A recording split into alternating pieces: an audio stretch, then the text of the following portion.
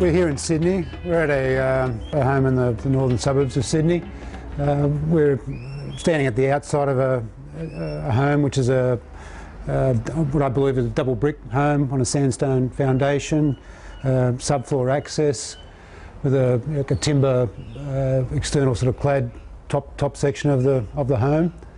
Some of the problems, the owners reported an ant problem in the TV room internally. Well, what we'd like to do is do an inspection of the external perimeter of the home to see what we're dealing with, give us an idea of what pest problems are there in addition to what's being found inside, plus give us a thought on what type sort of treatment method we'll offer to offer some control at this place. Just walking around the external perimeter of the home to see what visual pest evidence may be present at the home. We can see some webbing spider activity up around the the downpipe area of the home. Similarly up around that underfloor area above head there. Alrighty, just moving along the perimeter of the home to try and find some evidence of the ant problem which has surfaced internally. And here we go. We've got some black ants tracking along the windowsill here. Jeff, any idea what ant species we might be dealing with here? Without pulling out a hand lens, my suspicion is black house ant, Brett. And the reason I say that is because I see them working in and out of some of the rotting timber around that frame, and I would suspect that given we're surrounded by timber structure that they're probably going to be up in there somewhere as well. The other things that tell me that potentially black house ant, they're moving reasonably slowly. They're a reasonably small black ant as opposed to a white-footed house ant. And knowing that, I'm looking for trails up into rotting timber. It's going to be quite a simple colony. It's going to be one queen. So it's going to be a reasonably simple problem to overcome at the end of the day. So let's keep looking. I'm suspecting we're going to only see a couple of trails leading into the home and potentially some feeding externally. But looks like a pretty simple problem to fix, Brett. Okay, so Jeff, we've got further evidence here, quite a reasonable number of ants moving up and down towards the carport area. As you said, perhaps where there's some of those decaying or weathered timbers, where they may be concealed or nesting in that area. Yeah, it looks to be that way. They're certainly moving up into this junction up here where some rotting timber and establishing themselves fairly well. It's a fairly active trail. Where else are we heading with that? Along the side of the home. Okay, we can see them underneath this pipe here, working their way around that area of the pipe, and then back into the building here. Yep. Which is perhaps tied in with the internal activity we're seeing within the TV room, which is just this room in this area here. Well, look, now that I've had a good look around, I can see 2 or 3 entry points. There's actually one here, there's one down low, and there's actually one where there's pipes chasing into the wall. I'd almost be certain that they're nesting in the wall cavity here. Okay. And that's what we've really got to deal with directly. We're seeing the symptoms here of some external activity, possibly some feeding out in the garden, and we'll have a look in a minute. And we're also seeing the symptoms that the homeowners brought to our attention inside the TV room. So part of your treatment process here will be to do the cavities or to try and get some sort of treatment into the wall area of the home? Yeah, absolutely. I mean, we could simply put a barrier spray externally and possibly even an ant bait internally, but it's really going to take some time because most of the pests we're really trying to deal with is in between the two. Okay. We're far better off going directly. I mean, really treating external walls because we've got a lot of trailing activity here, and dusting that cavity if we can get some product in there would be ideal. So it'll speed up the process and get a quicker control. Much quicker knockdown of the whole population, and really certainly the amount of problem we're seeing internally identified by the homeowners not that much. No. And it's classical of an establishment phase where you've got a lot of ant activity here and in the wall cavity, not bothering the homeowner at all, and a small trail being the trigger for the service call. Mm-hmm. So really we need to deal with this bigger problem to satisfy their smaller problem internally.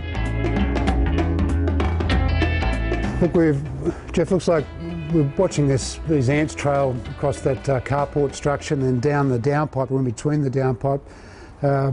We can actually see them on this lattice work here, moving onto this plant. What do you think's going on there? Oh, look, for sure they're coming out to feed, and most likely there's going to be a scale or an aphid problem on these plants here, these mock orange plants, and they're feeding off the honeydew producing insects on that plant, in this case scale by the look of it. Mm-hmm. Yeah, you can see them feeding there now. Yeah. And, this is really what's giving the colony all the food source, and it's something we need to address really directly, because when we get this food source down, it really takes away all the energy for the colony to continue to reproduce and grow. So what type treatment would you use to apply in this situation? Well, this is a classic case of being able to use temperate here. Temperat's able to be used on plants safely, and in particular it's got the ability to take out those pests that are causing the problem. The part of your treatment regime would need to take your treatment from the building, into the plants here to control, the infestation of the ants that you're dealing with here. In conjunction with your external barrier treatment, you'd need to again consider the construction style of the home. Certainly look to treat your subfloor area, and what we're unaware of at present is this subfloor accessible or not.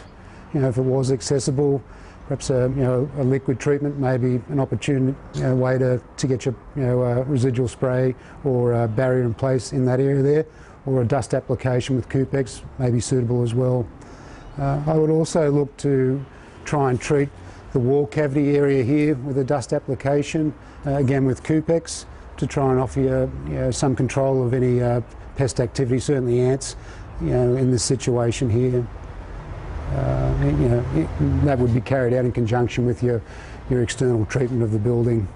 Now, if we're trying to create an ant barrier in this situation, what we're suggesting, or I think you need to do with temperate, is to apply the treatment, a metre up the wall and 3 metres out from the building, to offer or install a good barrier on the home. And that would be done in conjunction with that. You'd be looking to treat the externals of the home, targeting, trying to control areas around windows, the eaves, doors, any potential areas where spiders may web and or cockroaches enter the building.